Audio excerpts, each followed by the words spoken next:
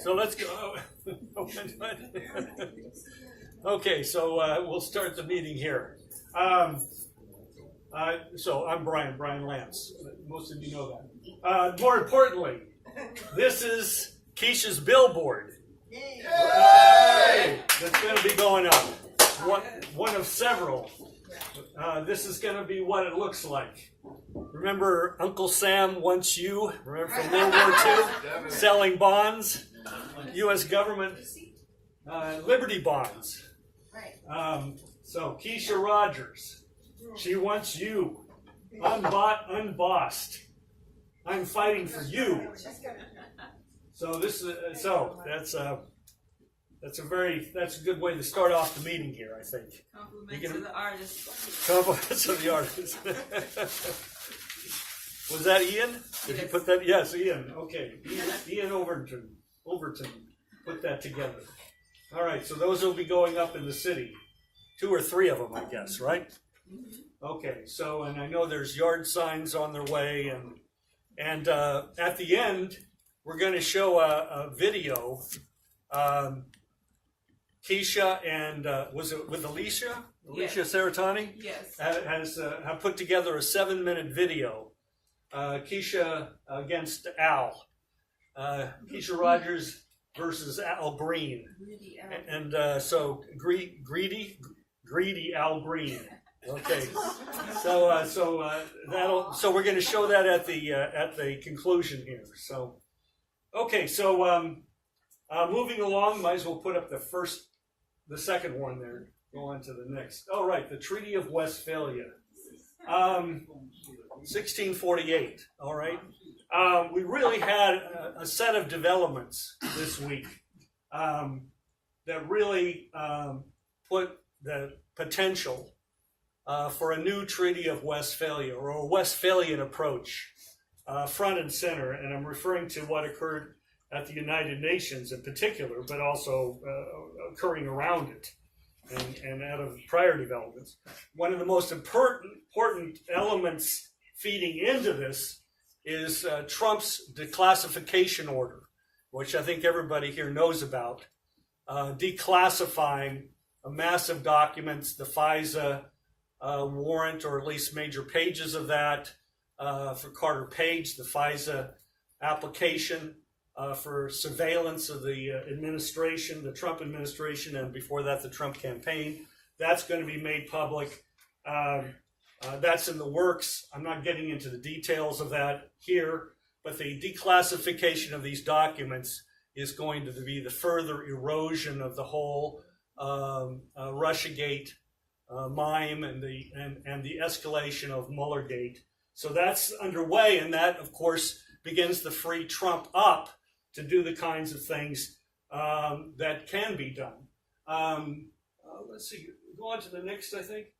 Yeah, this is Trump at the United Nations this week at the General Assembly.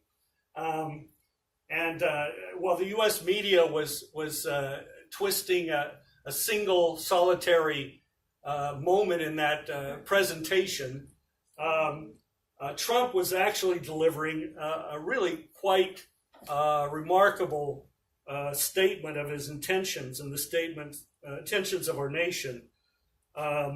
He began very early on saying, "We believe that when nations respect the right of their neighbors and defend the interests of their people, they can better work together to secure the blessings of safety, prosperity, and peace. Each of us here today is the emissary of a distinct culture, a rich history, and a people bound together by ties of memory, tradition, and the values that make our homelands like nowhere else on earth. This is why America will always choose independence and cooperation over global governance, control, and domination. I honor the right of every nation in this room to pursue its own customs, beliefs, and traditions. The United States will not tell you how to live or work or worship. We only ask that you honor our sovereignty in return."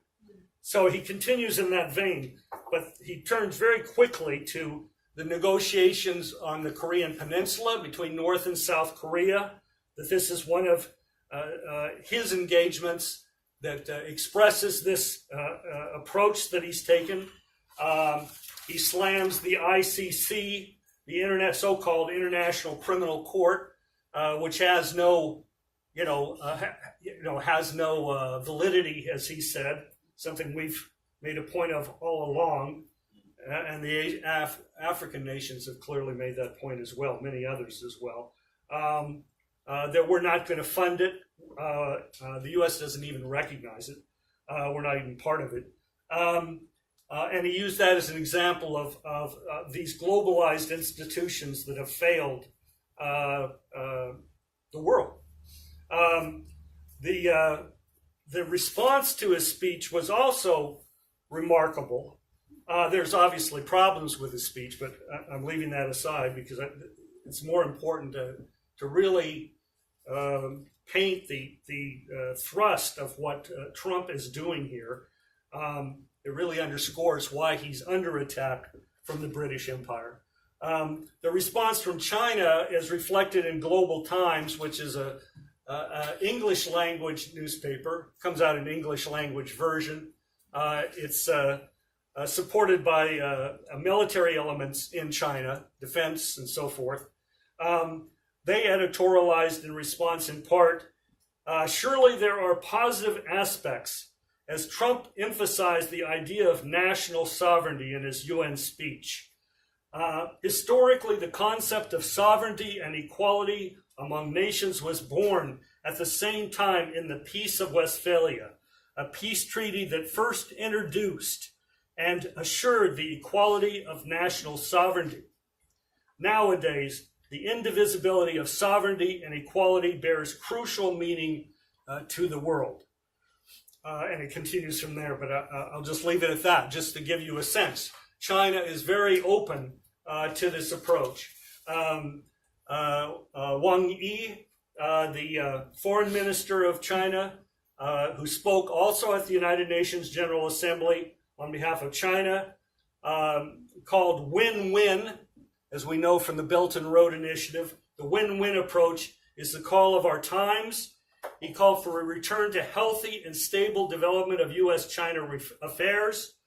He said that China has no intention of seeking trade surpluses and is willing to resolve trade through consultations. And that's something that's been ongoing in terms of China's relationships with all the other countries along the Belt and Road. Lavrov from Russia supported President Trump's efforts on the peninsula of Korea. And by the way, that's something that Trump himself, he praised Russia, Japan, and China for their roles in that process that brings the end of the Korean War ever more close to conclusion. Lavrov otherwise called for the expansion of space cooperation. He supported Trump's initiative to convene a UN Security Council session on weapons of mass destruction as timely. So this is, and you may have heard just in the last 24 hours, Lavrov announced that they've formally invited President Trump to Sochi or Moscow, and otherwise a similar invitation has been extended from the White House to President Putin of Russia. So there's obviously more going on beyond that. That process is going forward for further discussions on that level. Let's go on to the next. So really, if you have the sense, this is what stands behind the new Bretton Woods proposal. And if you haven't seen the proposal, certainly let us know, and we'll make sure you get it before you leave, and we want you to sign on to it as signatories on the proposal. But the proposal is addressed to these four world leaders, that they act and convene as leaders, Putin, Trump, Xi Jinping, Modi of India, convene a new Bretton Woods conference to negotiate a new Bretton Woods agreement, setting up fixed exchange rates, a system of national credit aimed at developing full-set economies in the world, obviously inviting other countries to join in this process. And of course, this approach is based on the Bretton Woods Conference convened in 1944 that set up the post-World War II financial system. But it's important to point out, we're calling for these four world leaders to take the initiative from on high. Does that mean we're therefore sitting in the bleachers, waiting to see if they act? Of course not. The point is, we want to encourage them, and President Trump has a very critical role to play for this initiative to be carried out. Really, in the scheme of things today, it's President Trump that can initiate, that can call this summit. He can be encouraged by the others to do that, but it's President Trump in particular who's in the position of convening such a summit. And some of the reasons for that summit we'll come back to in a little bit. Go on to the next. So this is on our website, the Schiller Institute website. It's also on the LaRouche PAC website for people to sign petitions. And you see a new paradigm for peace and economic development. The next slide. This is the original Bretton Woods. It's still there, the hotel in Bretton Woods, New Hampshire. And you see there, convened in July of 1944, 44 nations taking part. On to the next. And that's the meeting, the summit. Greatly informed by the Four Freedoms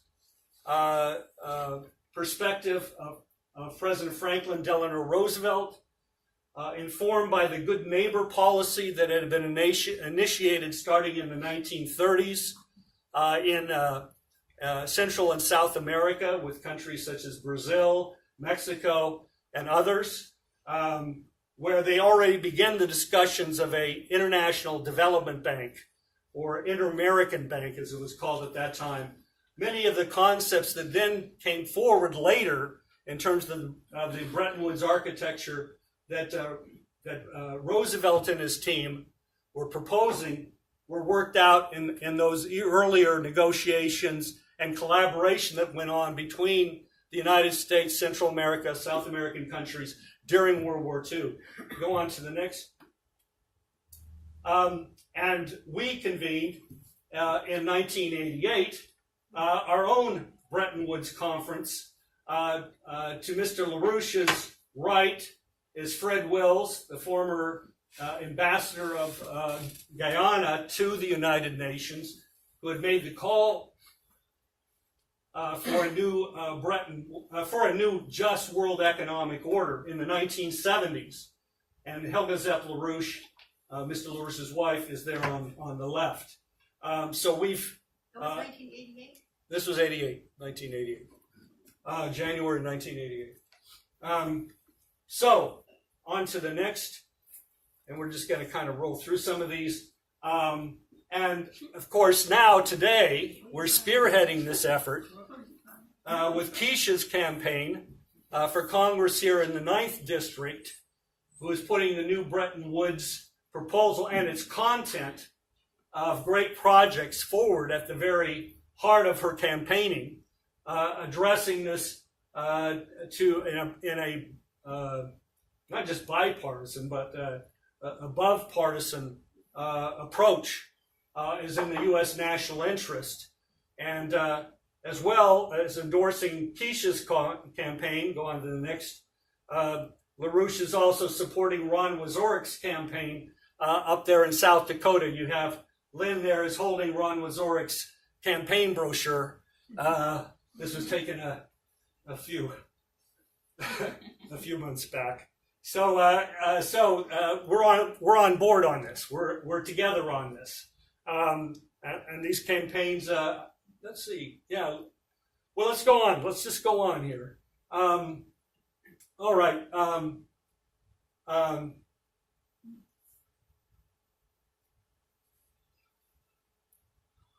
We're going to turn now to the economic crisis, what Helga Zepp-LaRouche has called the Achilles heel, and the critical reason why a new Bretton Woods summit, like what was convened in 1944, to put the world back together after World War II. That was the intent. It was pulled together just before the end of World War II.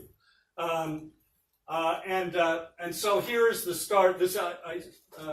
I and Harley started out the article we wrote in the latest issue of EIR with this quotation from Linda LaRouche in 2007. And I'm sure you're already reading it through. But the world monetary financial system is actually now currently, remember, this is in July 25th. This is before Lehman Brothers and so forth. Bear Stearns, a couple of Bear Stearns vehicles, investment vehicles, had gone belly up. And Lynn said, that's it. It's on. So this statement was virtually a direct quote from Lynn at the time. The world monetary financial system is actually now currently in the process of disintegrating. There's nothing mysterious about this. I've talked about this for some time. It's been in progress. It's not abating. What's listed as stock values and market, thank you, and market values in the financial markets internationally is bunk.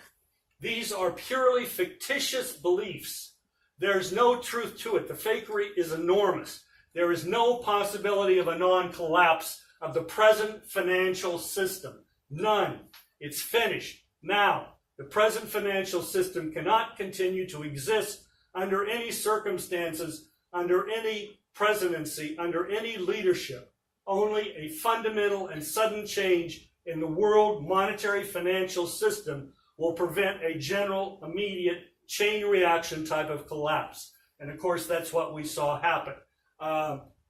Despite the initiatives of LaRouche, this is from a few months later, the beginning of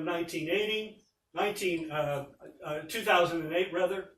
What must be done to reverse the greatest collapse in history?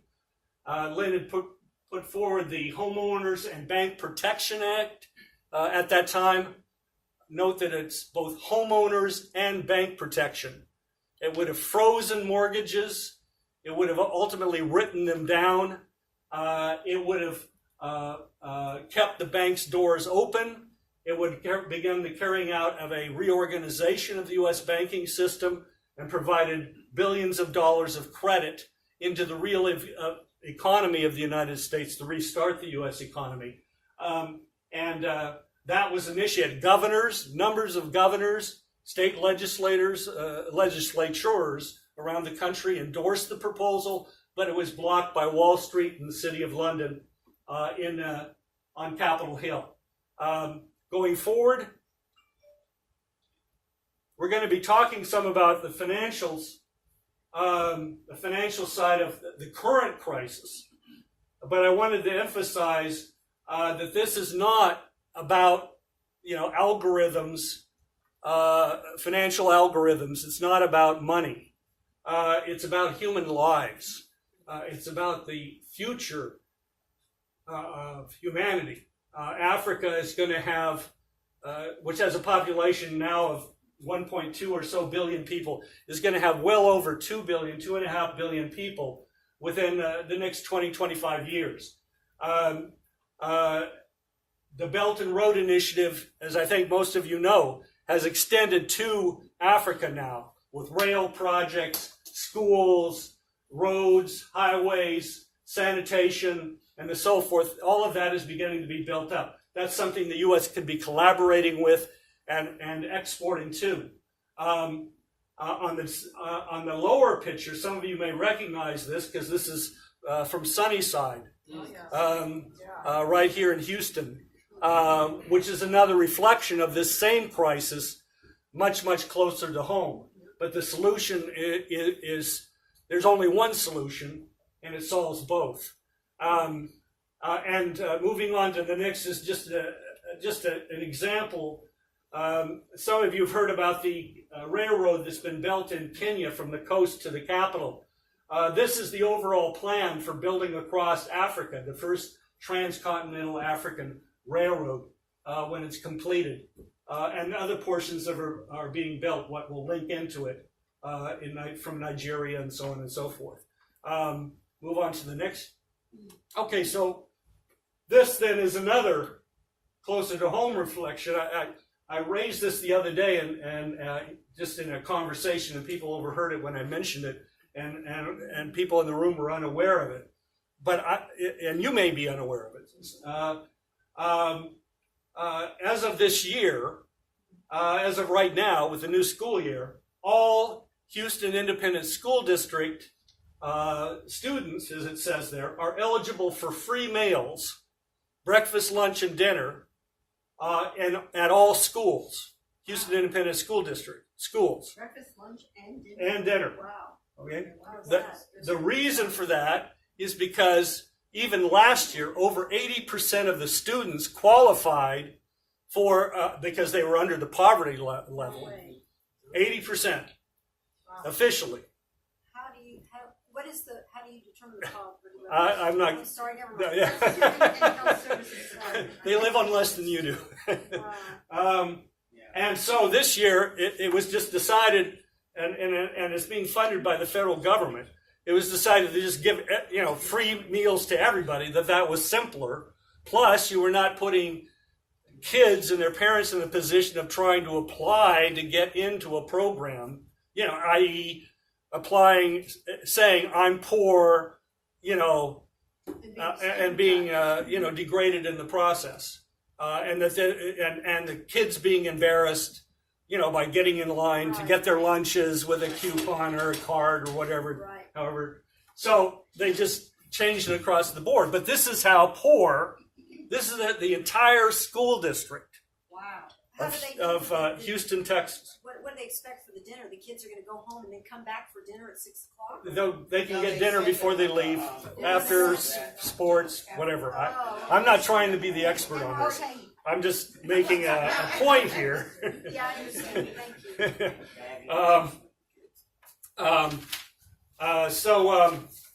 you. So moving on into the financials. But first by introducing Puerto Rico, because that's a little bit further away, but this is the growth in Puerto Rico's debt and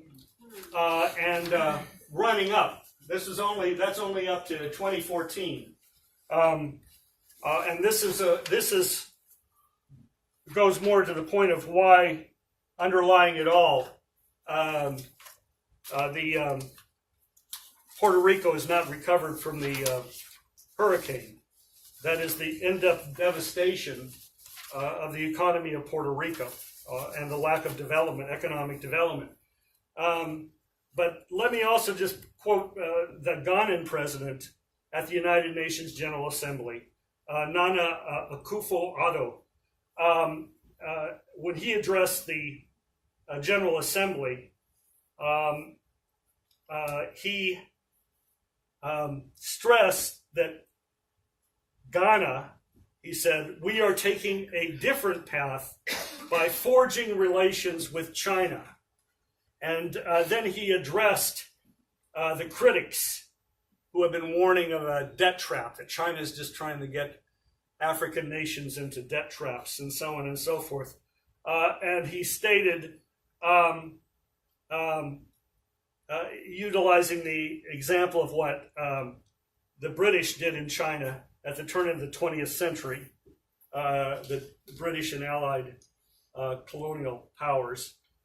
He said it was Western companies financed by Western loans to a nearly bankrupt China dynasty that created the circumstances under which Hong Kong was leased to the British for 99 years.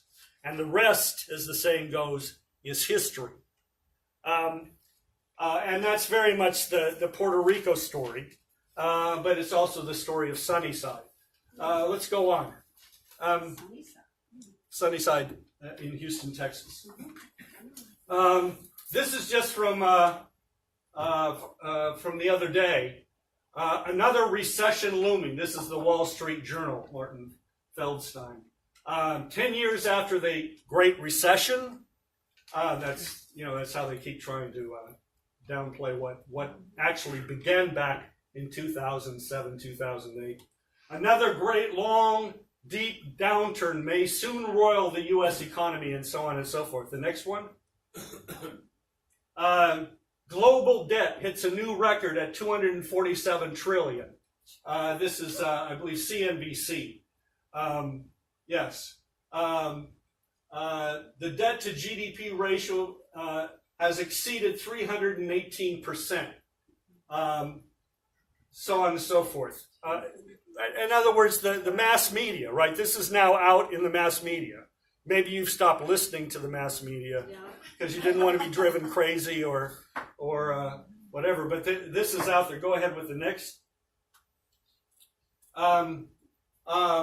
This is from a little earlier. This is from June of this year. Are we in a corporate debt bubble? Excuse me. We're talking about here. The last one was talking about global debt, total debt. This is talking about U.S. corporate debt. And here's a quotation from the article. This is McKinsey and Company. Debt capital markets provide an important asset class for institutional investors and give large corporations an alternative to bank loans. Yet it is also clear that many high-risk borrowers have tapped the bond market in the years of ultra-cheap credit. Over the next 5 years, a record $1.5 trillion worth of non-financial corporate bonds will mature each year as some companies struggle to repay defaults defaults will most likely rise with the rising interest rates. The average quality of borrowers has declined in the United States. 22% of non-financial corporate debt outstanding comprises junk bonds from speculative grade issuers, and another 40% are rated BBB, just one notch above junk. In other words, nearly two-thirds of bonds are from companies at a higher risk of default industry, including many U.S. retailers, and it goes on from there. On to the next. And this is just a graphic. This is from Goldman Sachs. This is the rise. Since the 2007-8 crisis, we've reported on this extensively, long before these guys decided to tell you about it. The rising levels of debt, total debt, and rising interest rates, and so forth, shown there.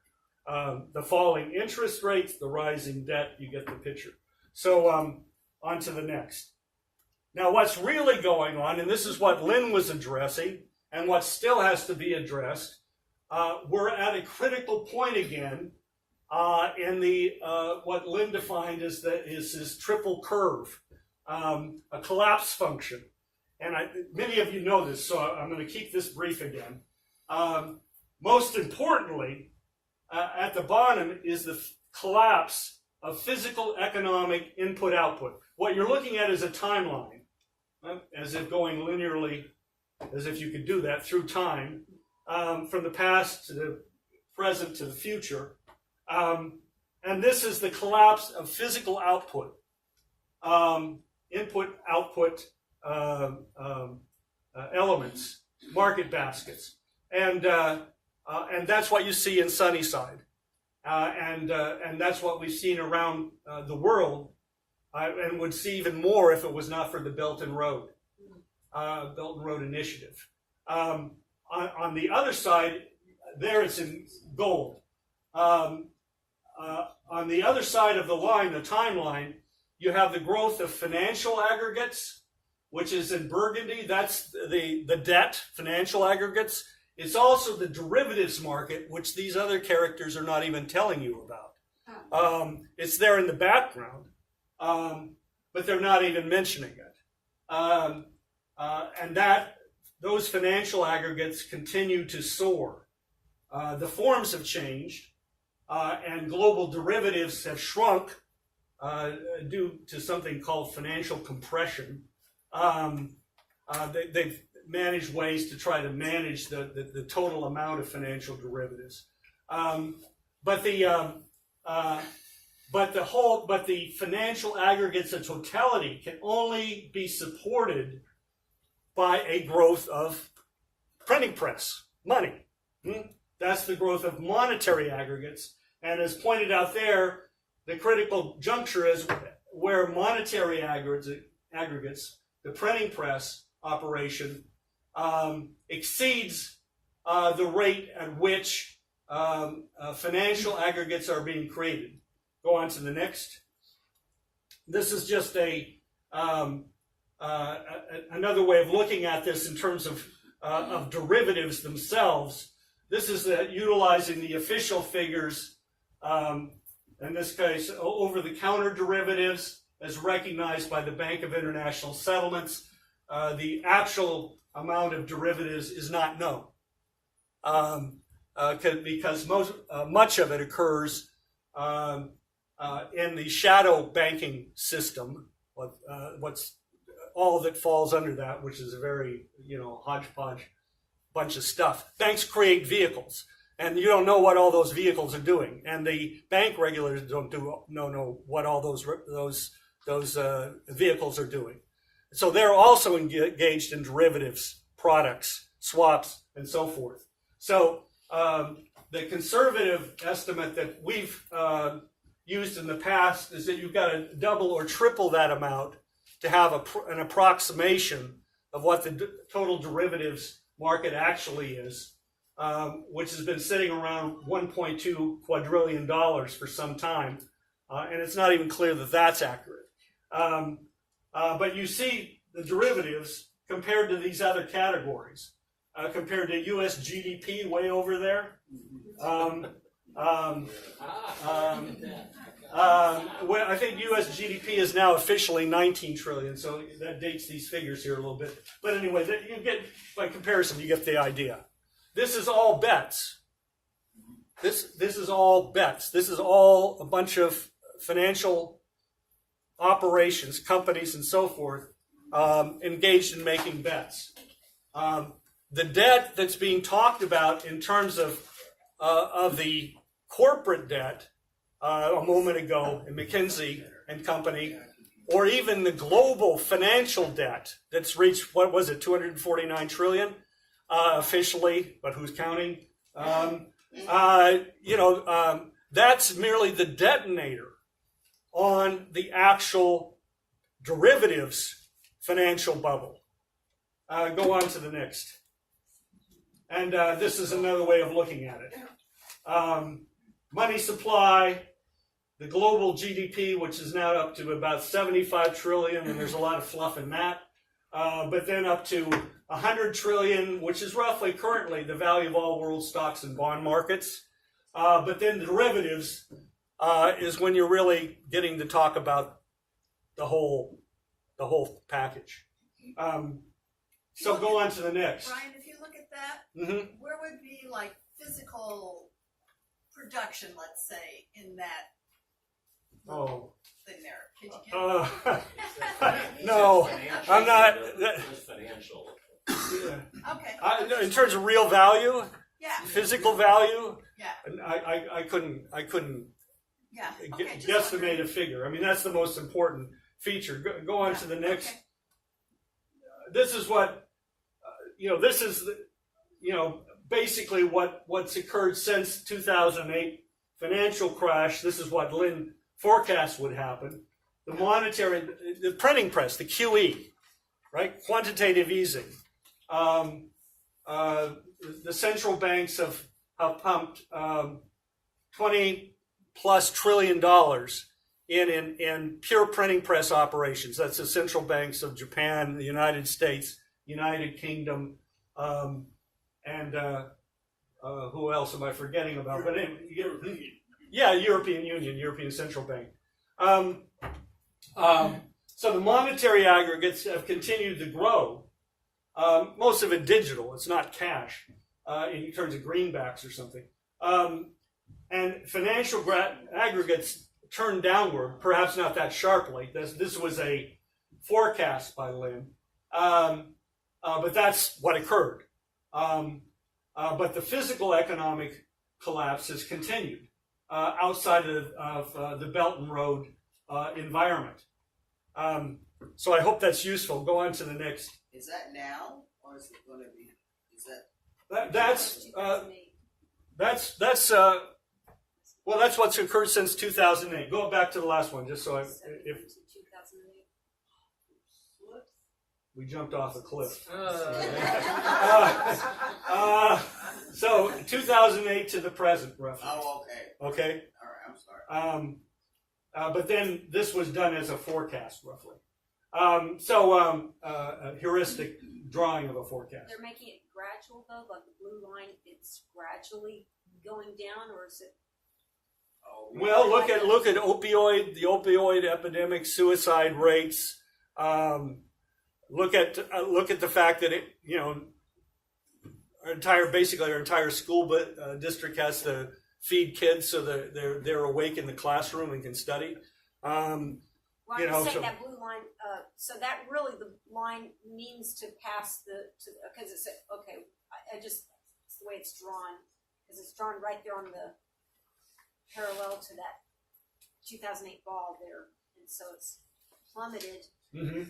Oh, never mind. I think it's just the drawing to it.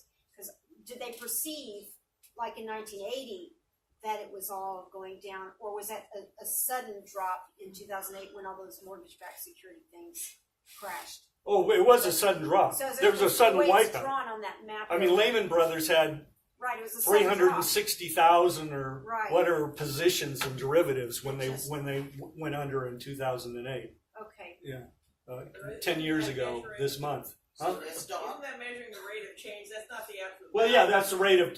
Think of it as rate of change. Yeah. Okay. On their stock, is that what people lost? Did they lose everything, like their annuities and all of that other stuff? Yeah, that's included. There was a writing down of derivatives to a certain extent. There was losses. Major losses. Chain reaction. Think of a nuclear bomb going off. It ripped through the economy, right? We all know about that. People felt it in terms of losing their mortgages. Over 1 million, 2 million American families were thrown out of their homes. All of that's a reflection. People lost their jobs, right? I mean, there was a huge downturns of jobs. All of that was a reflection. But in terms of the financial aggregates, yes, that's mortgages, credit card debt that was written off because people couldn't pay it because they'd lost their jobs. All of that, right? Yeah. Right? Okay. Yeah. Can I just point out that the timeline starts at 1971, Right. because August 15th, 1971 is when Nixon took the dollar off gold, and that Lyndon LaRouche had forecast Nixon was going to do that. And this is a forecast of later what he said was going to happen to us, which is what's happening now. So, Syed, you had a question? Yeah. All my cousins who have started their career like 10 years, 15 years back. Most of them are in engineering and IT, people from the subcontinent, I mean, India, Pakistan, and Bangladesh. Sure. By the time they will retire, they're predicting, their retirement fund will be anywhere from 2.5 million to 3 million. Each? Yeah, I'm talking about they have, invested, for 30 years, after 30 years of working. They're mostly well paid and assuming that they will be able to keep their job for 30 years, they can maintain their. How realistic is that? Can they? It's not realistic at all. You're going to get wiped out. But more importantly is what they need to do, which is they need to support and join and support this movement and support Keisha's campaign for Congress. Because we've got to get it. That's why we have to get a new Bretton Woods conference convened. The crisis was not solved in 2008. the financial aggregates took a downturn. They didn't disappear. All of this new debt, the 249 trillion, whatever it is now, in total global debt, all that's financialized. All that's been turned into derivatives. There's now bets on that 6 different ways to Sunday. The monetary aggregates continue to grow. So the bubble, the global bubble, is bigger now, but the actual ability of the economy outside the Belt and Road to support that system is less. So we're headed, this is why these talk about a looming crisis, is it's recognized. Is that related to the devaluation of currency in Turkey, Argentina, Pakistan? Sure, all of these, the whole system, it's a good question. The whole system is becoming more and more unstable, right? You have these monetary aggregates. So you have a lot of money sloshing around. Banks are lending. Money's available at low interest, right? Money borrowed at low interest. There's a dollar carry trade. There was a yen carry trade. Now, there still is a yen carry trade, but there's a dollar carry trade. People are borrowing in the United States, operators, financial operatives, are borrowing in the United States at low interest rate. They were going to Argentina, they were going to Turkey, or similarly out of the European Central Bank. They were lending into Turkey in particular. And then interest rates are now being raised in the United States as a really belated effort to try to close the barn door after the cow is out of the barn, and that, among other factors, has resulted in a situation where those speculators are pulling their money out of Turkey, or in the case of Turkey, in many cases, it's corporate defaults in Turkey. The Turkish companies can't pay the interest on the debt as it's coming due, so they're defaulting. So that's hitting back on the banks, right, and so on. So likewise, in a different form with Argentina. But yes. Also in Pakistan, now they're just borrowing to pay the interest on their debt. Okay. Okay. But why So don't you- raise the interest? My God, the International Monetary. More than Let's move on here, and then we can come back to more questions and comments later. How does that sound? Okay, because I'm afraid we're going to go off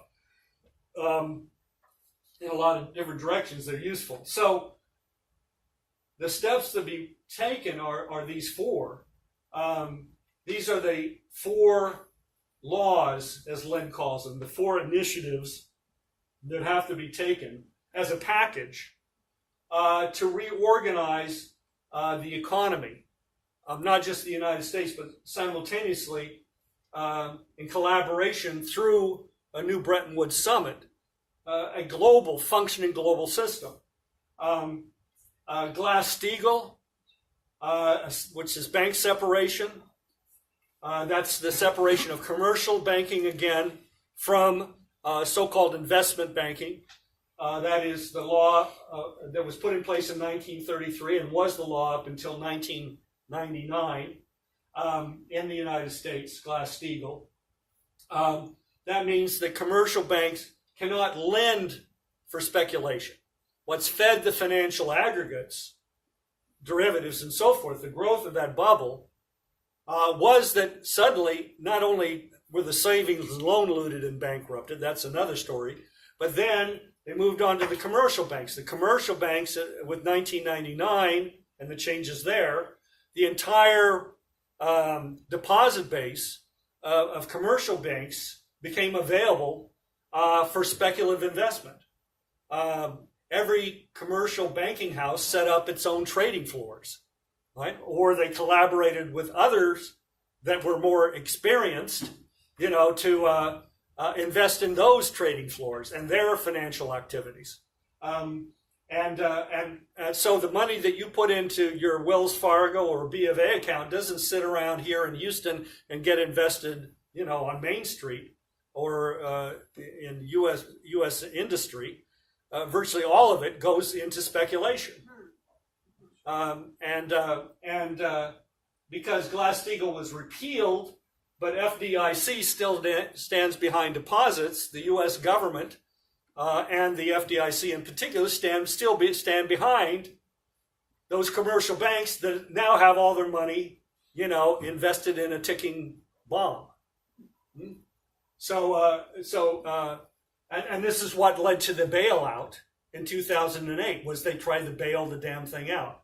But that didn't solve anything. It just kicked the can down the road, as it's been said. Secondly, so Glass-Steagall, reenactment, and that means you're going to send in the bank auditors into the banks. You're going to open up the books. You're going to write down the useless financial paper, the fictitious values. That's a critical part of what's going to be done. Those banks remaining able to cope, even with federal help, are not going to have much to lend. National banking is the critical function then that has to go along simultaneous with Glass-Steagall, because you've got to set up an institution, a federal institution, to provide credit from the federal government into the real economy, the physical real economy of the United States, to grow it. Thirdly, and that's what I'm already talking about, is credit. You've got to generate credits as opposed to debt. You've got to create credits, lending into investment into production, lending to build high-speed rail, lending to build more power plants. We need a lot of additional power plants. We don't even have a functioning physical economy in the United States. And we're maxed out in terms of power utilization, in terms of power availability and utilization. So we're going to have to build a lot more electrical generation capacity, nuclear power plants, and so forth. All of that's going to have to will be done, can be done with federal credits. It's not a matter of going to Wall Street and borrowing money from Wall Street to build these things. Wall Street is belly up. They won't lend to that anyway. There's not the rate of return. So it has to be done as in the 1930s. The means by which we got out of the Depression in the 1930s was through federal credit, through the Reconstruction Finance Corporation in particular, but also federal loans otherwise. And fourthly, alongside of this, of course, a science driver centered around fusion energy, both for domestic and international use on Earth, but also fusion because of the critical role that it can play as the key energy source to power man into interplanetary space, right? To begin moving man off Earth. Not moving everybody out there, but beginning to move a lot of people.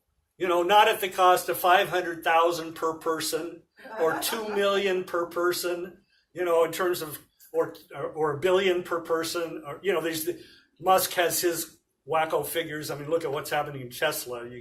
We should know not to trust SpaceX. But even if you look at, yeah, we know what he's smoking. Yeah.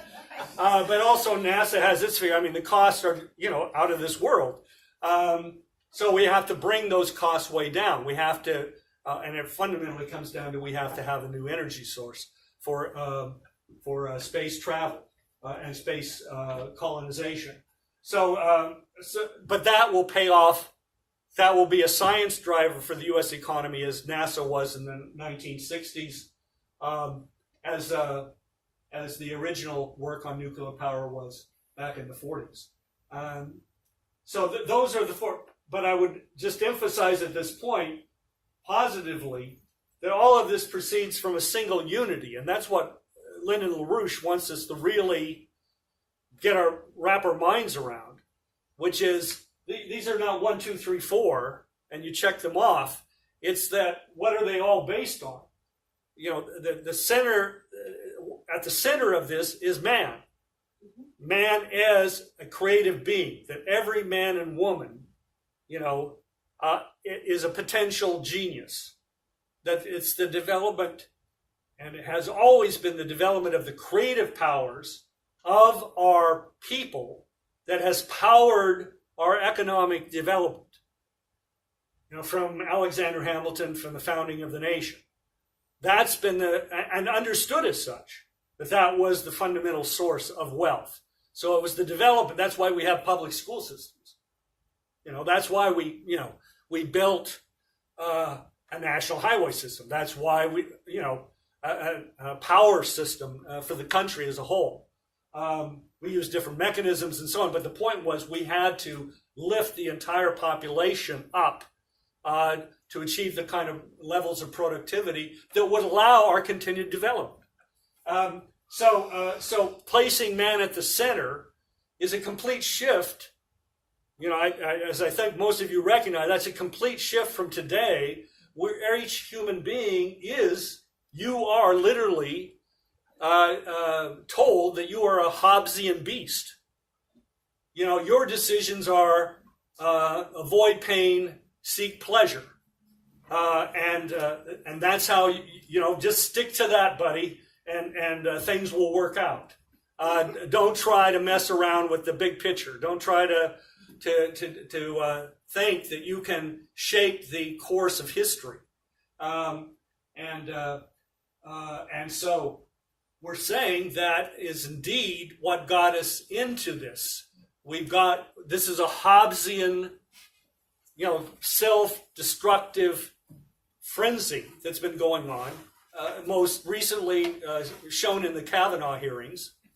Quite aside from anything regarding Kavanaugh himself, just the nature of what's going on. I mean, literally, think about it. We're shredding the judicial system of the United States, right up to the Supreme Court. We're shredding the entire system. You're guilty until proven innocent. The 14th Amendment doesn't exist. You know, this is another reflection of this Hobbesian each against all mentality. Don't ask me about what's rational, what's true. You know, it's your feelings that count, isn't it? It's your feelings that count, right? So you have your feelings. I want this guy lynched, you know. On the other hand, somebody else says, yeah, and I want every one of those welfare recipients, you know, thrown into the Gulf of Mexico, you know, cut off, you know, and so forth, right?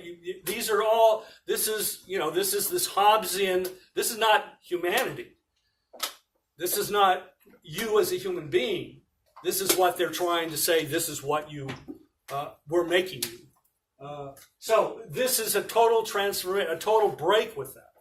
This is the real revolution that began really in many ways with the 2016 election in terms of revolt against this neoliberal outlook of Hobbesian outlook. On to the next. So this is just the growth of corporate debt here. I mean, bonds. We were talking about bonds and bonds in terms of that McKinsey and Company report. But you see the growth of total loans. This is the corporate stock buyback, mergers and acquisitions bubble that's been going on. And then we have the next one, which has just been this overall decline in the workforce participation rate, which has seen a slight improvement, but it's still, you know, this is all the kids living at home with their parents when they're 35, 40 years old. 2000 was the peak. Huh. 2000 was the peak. Mm-hmm. Yeah, the bust of the dot-com bubble. Right, Mhm. but also then the beginning of 9/11, Mm-hmm. and then the wars. Mm-hmm. Mm-hmm. I mean, this is. I would treat this just heuristically. You know, that is just. These are actual statistics. This is from the Federal Bureau of Statistics, Department of Labor. But this also includes the elderly. You know, above retirement age. It includes kids that are in college for good reasons. And in terms of what you're talking about is 100% participation would include all of those people.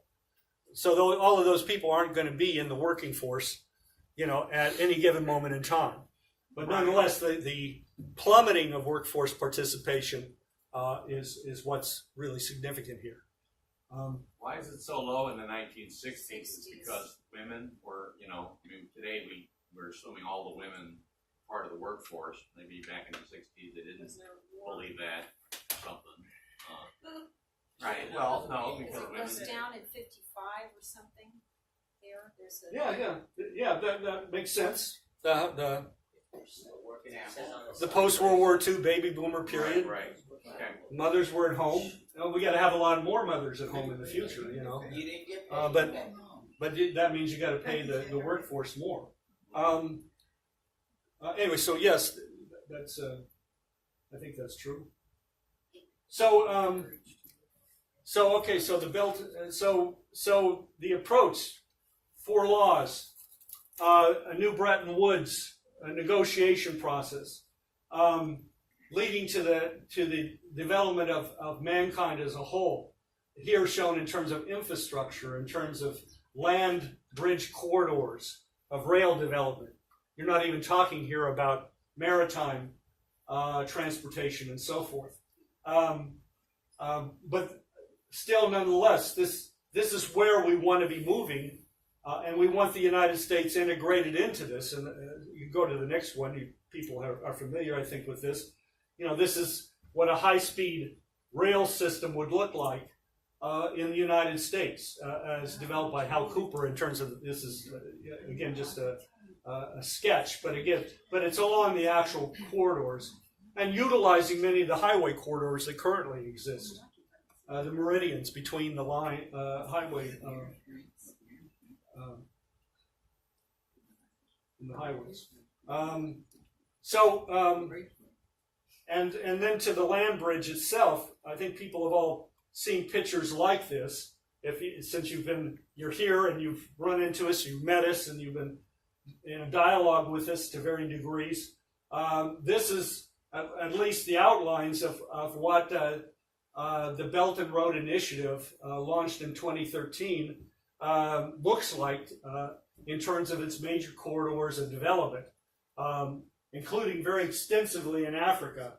There's better drawings than this in terms of Eurasia itself, but they almost all leave off Africa. And Africa is a major part of the Belt and Road Initiative now. And I've yet to see an actual set of maps that even begin to show what it looks like in South America and the Caribbean, as that's now beginning to be developed. But nonetheless, this is a huge, enormous undertaking. It's the largest infrastructure project in mankind's history. That's agreed. It's the largest in mankind's history. Far bigger than the Marshall Plan. Compared 10, 11, 12 times the size of the Marshall Plan. And it's an initiative. It's open-ended. It's not completed. It's open and open for collaboration on the part of any nation or institution. Now, so I want to conclude by just bringing up, I think at this point we can, well, let's see, what's the next quote there? I've got a quote coming up here. What's the next one? It looks like it's on the question of trade. Oh, okay. All right. Well, go ahead and go to this one. China just, and I handed this out to people. This is the handout I assume most of you got. If you didn't get it, raise your hand, and we'll try to get you one. Not that you have to look at it this second, but this is, as I was starting to say, China has just released what is titled The Facts and China's Position on China-U.S. Trade Friction. They don't say trade war, they say trade friction. And this was just released, actually just came out in English a couple of days ago. And they're getting it out everywhere, not just in English, Spanish, German. You know, they want a wide discussion of this, and this is their response to the current situation. And it raises some very useful points from the standpoint of the U.S. economy and understanding what actually lies underneath the trade relationship. So let's look at what they're saying here at this point, and then we'll turn on the lights and go a little bit further. But again, this is from the standpoint of not selling you on China's view, because there are several aspects to what they present in the paper that are wrong. And we can come back to that as well. But it's important when certain points are raised that are true, that they be discussed. That's the point of dialogue. As Trump has said, it's not important that you talk to your friends. That happens anyway. It's important that you talk to your enemies, particularly, as he said, if they're nuclear armed. So here we go. In today's world of greater globalization and widespread international production, bilateral trade and economic cooperation already extend beyond trade in goods. Trade in services and sales of local subsidiaries in the host country, local sales in two-way investment, should also be included. If we give full consideration to these three factors, trade in goods, trade in services, and sales of local subsidiaries in the host country, trade and economic cooperation delivers balanced benefits in general for China and the United States, with the latter, that is the United States, reaping more net benefits. According to MOFCOM, the U.S. ran a surplus of U.S. $54.1 billion in trade in services, that's in 2017, indicating its remarkable competitive strength in this area. According to the U.S. Bureau of Economic Analysis, the sales of U.S. companies in China, sales by U.S. companies in China, reached U.S. $481 billion. In 2015, that's the last year that full figures are available. Way higher than the U.S. $25.6 billion sales of Chinese companies in the U.S., an advantage of U.S. $455.8 billion. Okay. Now, so let's take this apart a little bit. Okay? The sales in China. And then I'll go on to a couple of other things and then we can come back to this. Sales in China, that's General Motors. They sell about 2 million cars in China. Ford sells about 1 million. And you can go on from there. If you're driving in Beijing or Shanghai, you've got Volvos, Toyota, SUVs, all kinds of things on the road. You know, and they don't have a lot of older cars like we have here.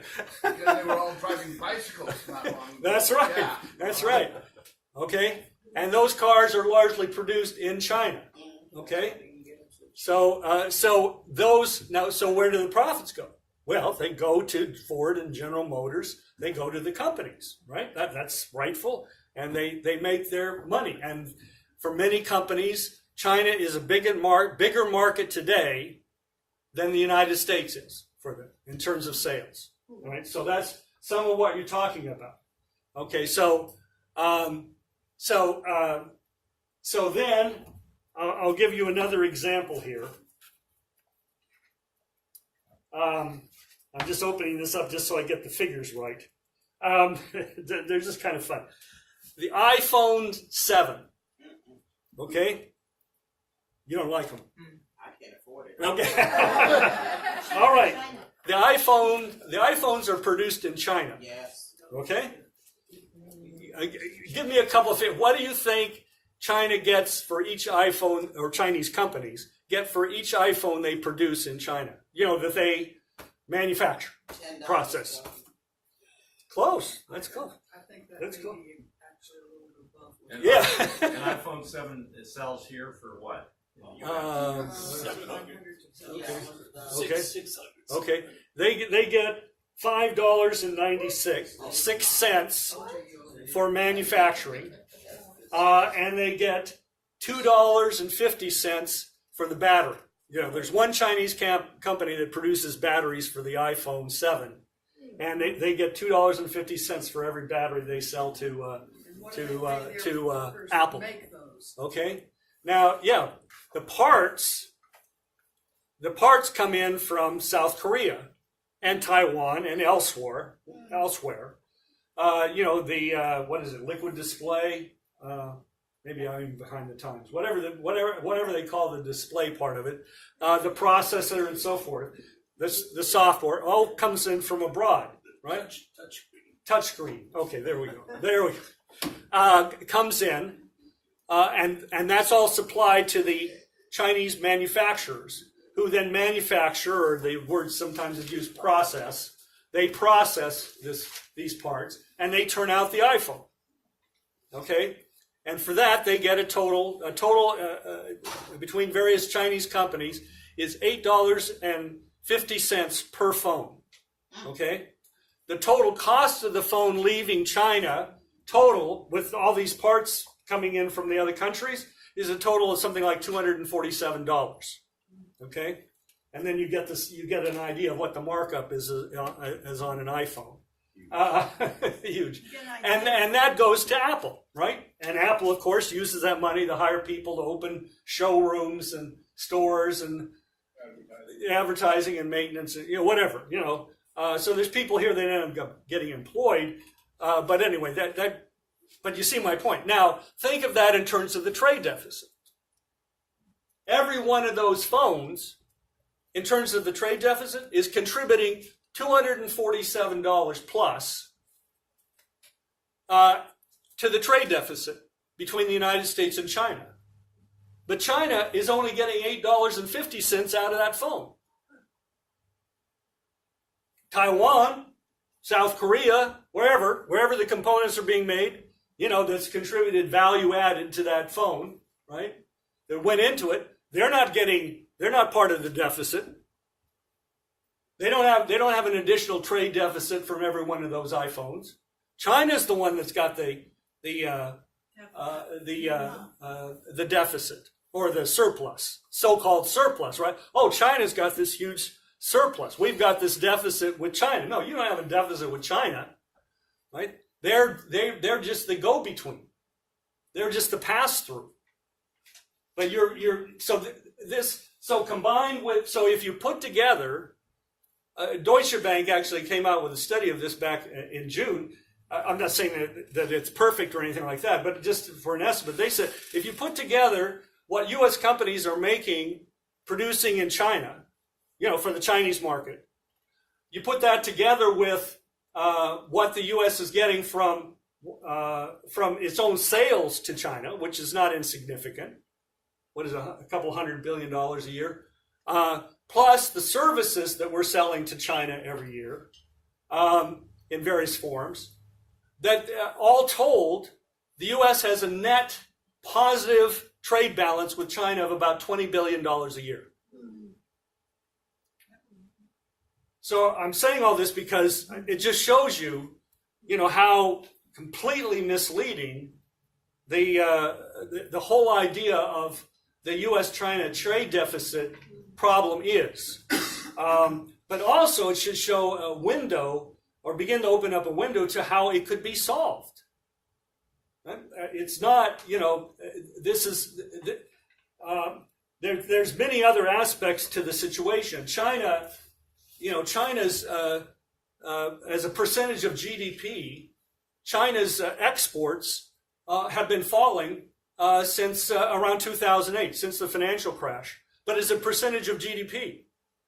So in 2008, the percent of their GDP, the total output, just as a rough figure, measure of total output, approximately 35% of all their GDP output was for exports to all countries. Right? Now it's only about 18%. The difference is domestic consumption. They're raising the standard of living in China. They're intent on doing it even more rapidly. That's the actual content of China 2025, or one aspect of it. It is the development of labor power. They know that they've got to improve the standard of living to upgrade their workforce. They're putting an enormous number of students, into college and into graduate programs and so on and so forth. They're promoting R&D. They're expanding their space program. They're really taking pages out of the book of the United States from the Roosevelt period, but I'm thinking right now of the Kennedy period. Yep. This is what they're committed to. So this is just from this is 2 weeks ago. This is at what's called the Summer Davos, and Li Keqiang spoke there, the premier. He's actually the person that announced China 2025, which is their big program for upgrading of their entire economy and creation of new growth drivers, as they refer to them.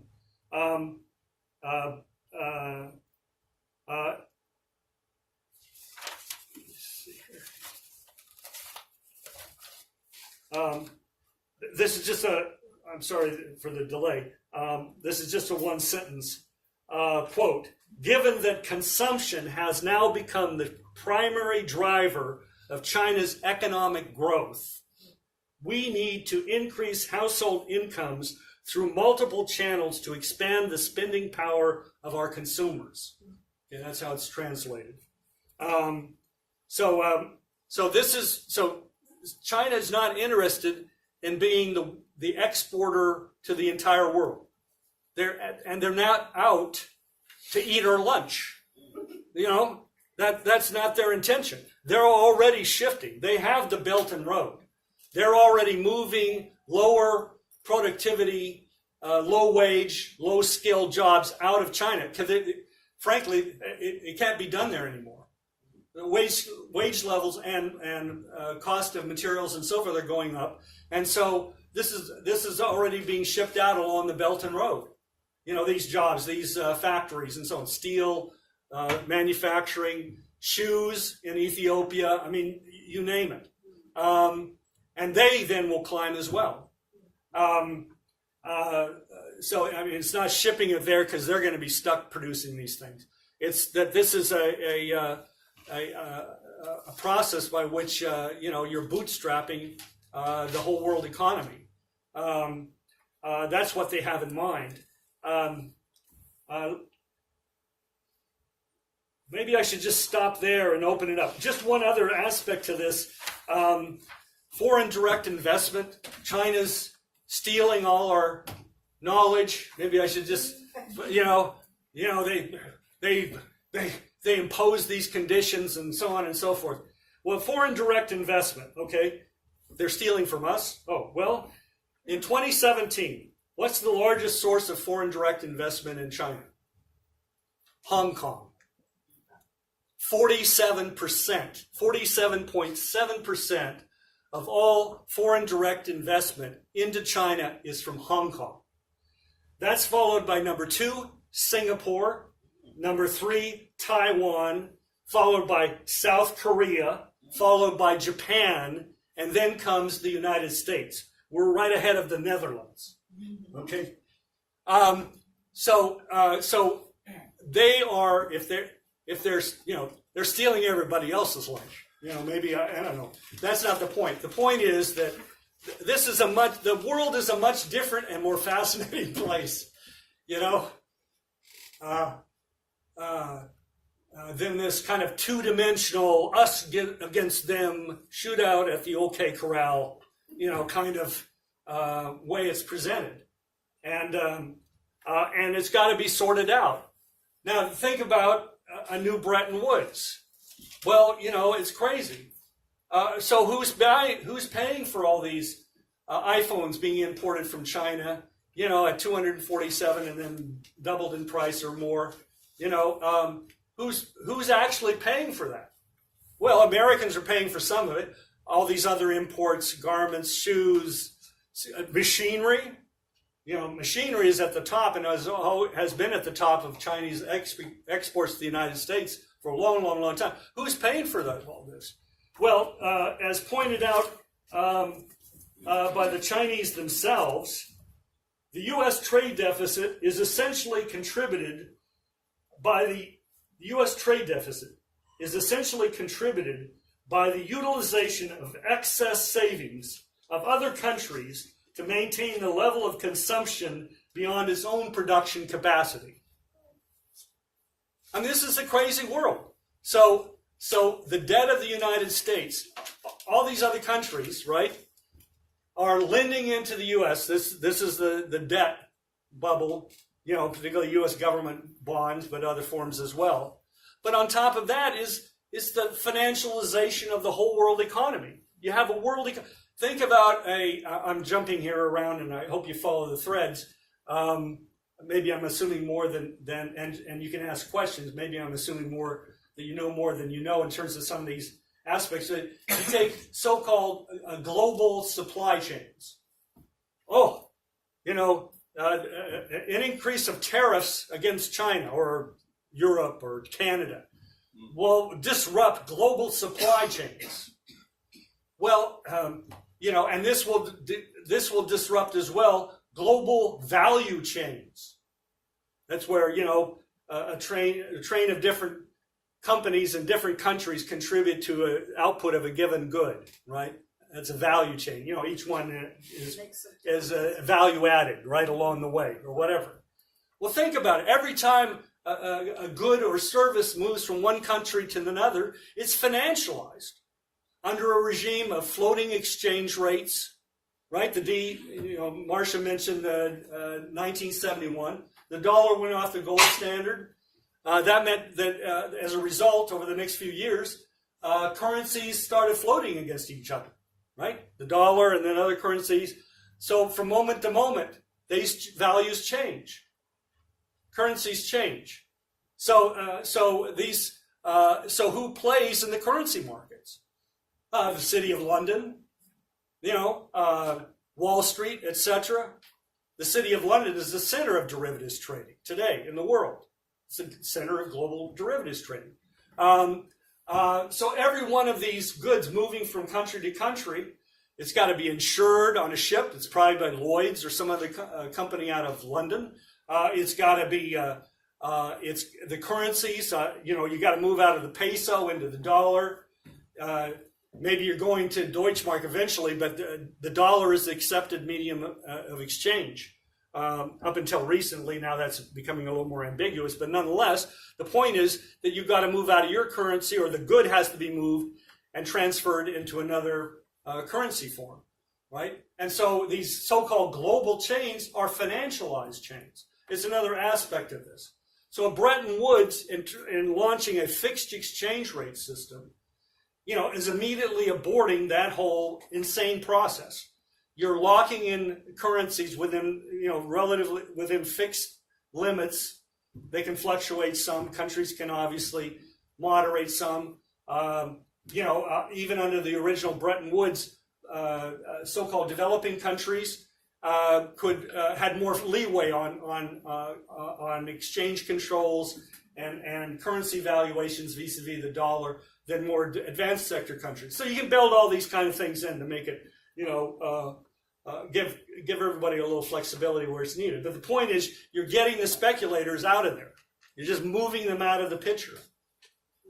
And in terms of exports, look, China is 42% of the global machine tool market. They buy 40% of the world's output of machine tools. Yet today, only about 22% of their machine tools are CNC, computer numerically controlled. Where in the advanced sector, it's 70 or 80%. What I'm saying is there's a huge market there, and we could be producing, in terms of capital goods, to that market. There's a lot that can be worked out. And the final thing I just wanted to point out, you can turn on the light, is that on the next to last page of your handout, you can read the handout later, but at the very top of the next to the last page, at the bottom there's a chart called bilateral goods deficit, but that's not what, I'm just saying that to make sure you're on the right page. But at the very top it says fourth, this is the consequence, are you with me? Yes. Yeah. Fourth, this is the consequence of U.S. export control over high-tech products exported to China. There's a tremendous capital goods export controls. Supposedly on national security grounds. We can't let them have this know-how, right? Bag of fertilizer. Yeah, right. So go to the I'm going down to the sentence that starts about halfway down at the end of the line. According to a report by the Carnegie Endowment for International Peace in April 2017, I looked at it. If U.S. export controls on China are relaxed to the level of those on Brazil, its deficit, that is the U.S. deficit with China, could be cut by 24%. And 35% if relaxed to the level of France. You see that there? Yeah. Yep. Okay? So I'm not saying that figure is exactly right, but China here is reporting this in making a clear point. They want to import. The U.S. has advantages, has know-how, so let's open up these lines. If we're not in a geopolitical mindset, if we're not perceiving China as our enemy, which we have no reason to do, then these problems, in terms of trade and otherwise, can be rapidly resolved. And in the context of the new Bretton Woods process, we can begin to sort these things and many other things out. So we're open for questions, and we have the video of Keisha too. Why don't we take the questions and then we'll have to talk video. Right. Yeah. Pete, yeah.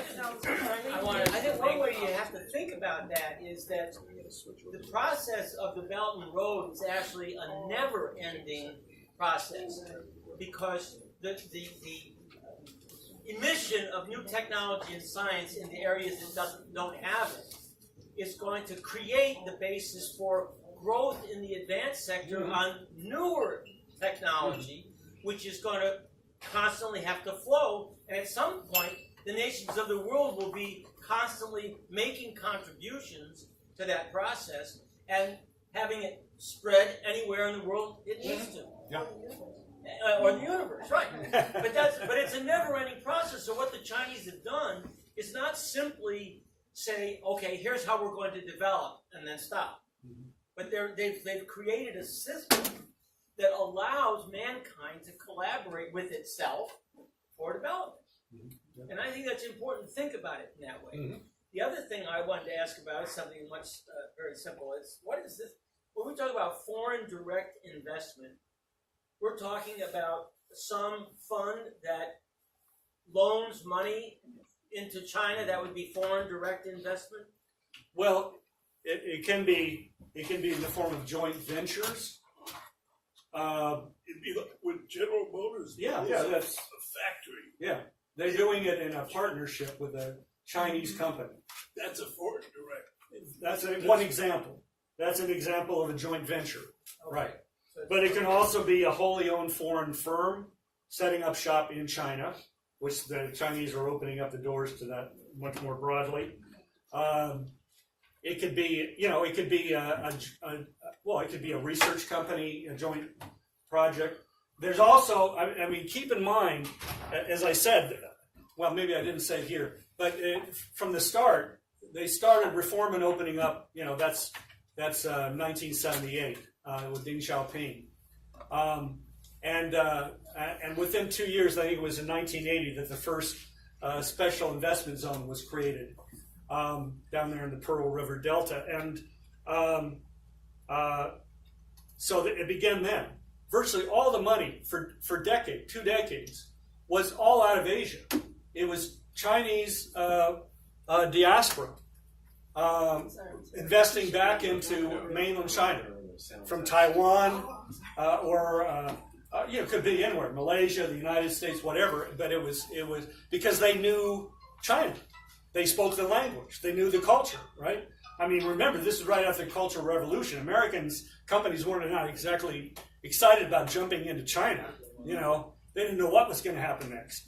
So this was where the resource was coming. I just think it's important, as in terms of understanding this question of foreign direct investment, that it's never come from the United States primarily at all. It's come from all these other places. The 2017 figures is not an anomaly. So the U.S. just came along more later.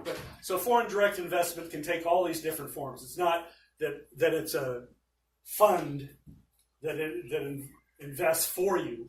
Right. It's companies or partnerships. Now, I was going to say that this was the option of foreign direct investment was secondary to begin with. Initially, the initial idea was contractual agreements, which is not considered foreign direct investment. That is when I contract with Peter Chen, in China, to build this following product for me, right? And I'm going to provide the diagrams and maybe some tools and whatever that he needs to set up this plant. And I'm going to pay him so much per unit, right? A straight contract, right? Very quickly that was dumped, not because of pressure from China. That was dumped because the people coming in to invest didn't want that arm's length relationship, right? They wanted the control partnership. They wanted to be in there and be in the problem solving and so forth. Now that brings up in my mind is what I hear every now and then talk about China buying up the United States. The foreign direct investment from China into the United States. What's the story on that? Well, that's China's been allowed in terms of real estate. That's about it. I mean, there's some more, but it's very small. I quoted the figure I had up on the board. China's profits or income, not just profits, but income from all of its investments in the United States was for that year, I guess it was 2015 that was cited, was like $20 billion, where the United States company's income was like $500 billion in China. So largely China's been kept out of the United States. Their purchases of U.S. companies have been nixed one after the other, whether they're high tech or they're not, and there's a general environment. Quite aside from the U.S. government taking action, I know from Chinese businessmen that they've just run up against a wall, on the part of U.S. banks or anybody to even consider financing or partnerships or whatever. So there's there's also it's unspoken in some ways. Discrimination. No. I remember at one time we said that the British owned it was the entity that held the largest amount of real estate in the United States. Yeah, than I don't. Anybody else. Yeah, could be. No, I mean, look, a lot of money that's going into China in terms of foreign direct investment, there's a significant portion of it, a part of it, which is coming out of the Bermuda Islands, out of the offshore dope incorporated banks in Hong Kong and through Hong Kong and then into the mainland. Anyway, so China's has got some problems to deal with. You hazard a forecast as what might happen in the month of October, Brian, between now and the election. Do you think I only tell that to my paying clientele. What'll happen in October? In what regard? What regard are you talking? Well, I mean, in terms of what? In terms of U.S. China, or tariffs, or talking about or the markets? The markets. Oh, the bubble, blowout. The bubble imploding. Yeah. I mean, I'm of the. I could be convinced otherwise, but I'm of the opinion that, for example, there's a significant and growing part of trading, by hedge funds and so forth, that's done through AI, through artificial intelligence. Literally, the computers make the decisions on buys and sells based on the data and algorithms that they're programmed with. And I think that just underscores the point that there's so many factors here, and the market is so crazy, and it's an everything bubble. I mean, it's everything from student loans and car loans and used car loans repackaged as financial derivatives on up the ladder. Credit card debt, college loan debt, if I didn't mention it, yeah. That nobody's got a handle on it right now. So I really do think it's a situation where what Helga Zepp-LaRouche is saying, what Lynn has said in the past, you can't call it. It's not an arbitrary thing. I mean, October is kind of known as the witching month, right? It is the fiscal year ends tomorrow, I think, right? And there's a lot of reasons, and there's an election coming up, and there's certain interests that might want to see a crash. Yeah, of some sort, but right? that's the flip side. I don't think anyone's in control of the situation to flip a switch. This is way beyond, the way beyond. And on the other hand, you have the Belt and Road. Right. So that's a very important factor. If you're sitting in Frankfurt, Germany, or even London, what are going to be the consequences of trying to flip the switch? Is it going to go your way? But I don't think anyone's in the position to do that, or do it in any predictable fashion. Cause and effect fashion. Somebody can do it accidentally. Lots of ways you can go off accidentally. Regarding China's investment worldwide, China is building a huge port in Pakistan. Yeah. That's gonna benefit Pakistan Gwadar exporting their port. goods to the Middle Eastern market. They are building some hydroelectric or they're building roads from China to Nepal via Tibet. And they're supposed to build a canal in Nicaragua. And all their infrastructure project in the subcontinent, India is, going berserk about it. They're saying, you're selling, Less so now. They were, but not so much now. You're selling your country, the new prime minister in Pakistan. It's all geopolitics. But I think Mahathir Mohamad, the 95-year-old prime minister, he has scrapped some of the deals with China. He's saying it's too expensive, we cannot afford. But eventually, it will elevate Pakistan's economy. The port, they have a port. It's like only 500 miles from Dubai, UAE. If I'm not mistaken. Hardly 500 in miles. Baluchistan, in the western part of Pakistan. So overall, whatever China is doing, it's like the Belt and Road Initiative, and it's and the things are getting worked out. I don't know about the scrapping or this or that. China's also, and Pakistan are agreed to. They're inviting other companies in. I think Saudi Arabia, if I remember it, is now going to be investing in some new big project as part of the Belt and Road in Pakistan. I don't think it's. Mahathir had. He's just scrapping few because it was done. Because of his the corrupt former prime minister. He was just there in China, patching things up, putting things right. No, I think that's all for the better. We just got to get in there alongside. I've been to Malaysia. I've seen from the early 90s to recently. It's, things have really developed. You wouldn't find a poor person After this brief video, if you all would please stay put, I have a few announcements I'd like to make. Thank you. Thank you very much. Thank you.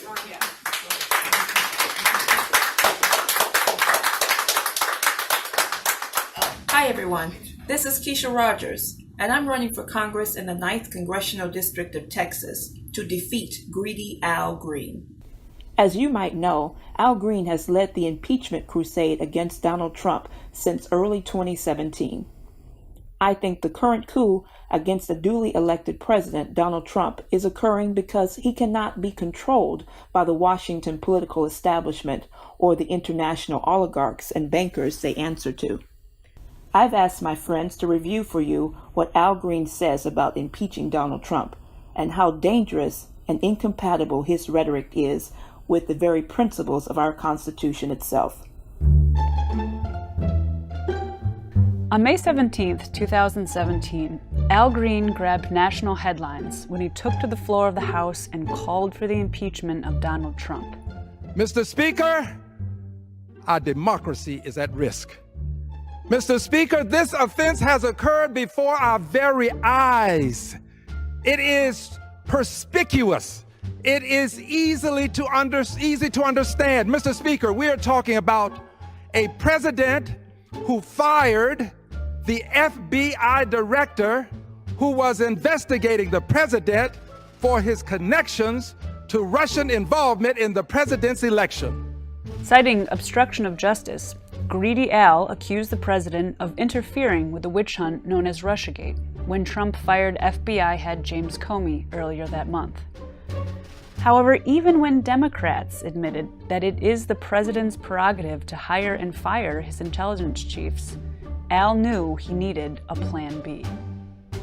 Mr. Speaker, I rise tonight to make one point. That one point is that a president need not be convicted of a criminal offense to be impeached. In fact, need not be charged with a criminal offense. This time, Green took a different approach. After all, who needs the Constitution when you've got hurt feelings? Ever the opportunist, Greedy Green went to the floor of the House and tried to turn political differences into criminal charges. Green cited Trump's attack on NFL players for refusing to salute the American flag, Trump's not condemning the Charlottesville protests enough, the president's travel ban from certain Muslim-majority countries, and calling Florida Congresswoman Frederica Wilson wacky. These, Al Green insists, are grounds for overturning the results of the 2016 elections and impeaching the president. As opposed to Al's gibberish, the Founding Fathers took impeachment seriously. Here's what they say in the Constitution. The President, Vice President, and all civil officers of the United States shall be removed from office on impeachment for and conviction of treason, bribery, or other high crimes and misdemeanors. So why would Greedy Al Green, who knows there is no serious case for Trump's removal from office, continue to wave the flag of impeachment? Because it is making him a lot of money. Since Al Green began this campaign, contributions to his re-election campaign have almost doubled. Not from the constituents in Texas he claims to represent, but from National Democratic Party-related entities. Even in the aftermath of Hurricane Harvey, which devastated the city of Houston and the 9th District, Al Green hosts a day-long seminar on guess what? Hurricane recovery? Job creation? Flood prevention? Nope. Impeachment. Greedy Al Green likes to claim that he is the advocate of the last, the least, and the lost. Yet, he is one of the 10 richest congressmen of Texas, presiding over one of the 10 poorest districts in Texas. He has an estimated net worth of $5 million. The 2016 census puts the average income per household of the district at $58,000. Our own Sunnyside district as the 6th most dangerous neighborhood in the USA, where residents have a 1 in 11 chance of becoming a victim of crime. And there are more single mothers than 97.7% of all neighborhoods in the entire country. One of the hardest hit areas of foreclosure from the financial collapse of 2008 is our own Missouri City. In the last 10 years, mortgages in Missouri City have doubled, while foreclosure rates in Missouri City are triple the rates of Texas and more than double the national rate. The answer to this level of poverty is an economic program which breaks people out of poverty. Ask yourself, does the resist movement led by Al Green have any program for this country other than overturning the results of the 2016 election and returning to decades of war, drugs, and economic decline represented by George Bush and Barack Obama? Do the people of the 9th District know that it is their congressmen and the resist movement's theatrics which are sabotaging Trump's ability to follow through with his initiatives? Al Green's idea is merely service the poor, including drug legalization, cheap housing, sentencing reform, and other measures which assume that poverty itself will never be conquered, that the job of an elected official serving Wall Street is to make the level of extreme poverty somehow a bit more comfortable. I choose, on the other hand, to attack and conquer poverty itself. My program, both in the 9th District and nationally, puts an emphasis on major infrastructure projects. My slogan, Great Projects for a Great America, is resonating throughout the community and around the nation. It involves creating a modern manufacturing platform for our economy. It involves, here in Houston, major flood control and water infrastructure projects. Moving to the next level of human economy with fusion power and space exploration. This must be coupled with an educational program which challenges all children to think creatively and be challenged to their fullest potential. We need to give our young people the work skills they need to be productive citizens. Let's restore our apprenticeship programs and on-the-job training. We need programs modeled on the Civilian Conservation Corps to put our nation to work and restore a national mission again, like the one we had under the space program. It's time for Americans to think big again, as Americans used to do. I need you to join me in this fight to help me to defeat greedy Al Green. We have to put an end to this impeachment coup now. Send me to Congress so that I can fight for you, so that I can fight on behalf of the nation. Unbought and unbossed, I will represent you in Congress. Please donate today. Thank you. Paid for and authorized by Keisha Rogers, 2018.